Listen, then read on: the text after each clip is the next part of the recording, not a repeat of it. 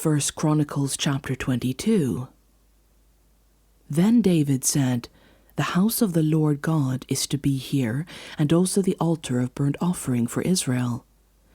So David gave orders to assemble the foreigners residing in Israel, and from among them he appointed stone cutters to prepare dressed stone for building the house of God. He provided a large amount of iron to make nails for the doors of the gateways and for the fittings, and more bronze than could be weighed. He also provided more cedar logs than could be counted, for the Sidonians and the Tyrians had brought large numbers of them to David. David said, "My son Solomon is young and inexperienced, and the house to be built for the Lord should be of great magnificence and fame, and splendor in the sight of all the nations. Therefore I will make preparations for it." So David made extensive preparations before his death. Then he called for his son Solomon and charged him to build a house for the Lord, the God of Israel. David said to Solomon, "My son, I had it in my heart to build a house for the name of the Lord my God. But this word of the Lord came to me, 'You have shed much blood and have fought many wars. You are not to build a house for my name, because you have shed much blood on the earth in my sight.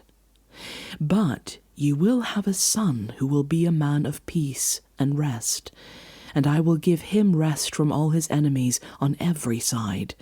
His name will be Solomon, and I will grant Israel peace and quiet during his reign. He is the one who will build a house for my name. He will be my son, and I will be his father, and I will establish the throne of his kingdom over Israel forever. Now, my son, the Lord be with you, and may you have success and build the house of the Lord your God as he said you would do. May the Lord give you discretion and understanding when he puts you in command over Israel, so that you may keep the law of the Lord your God. Then you will have success if you are careful to observe the decrees and laws that the Lord gave Moses for Israel.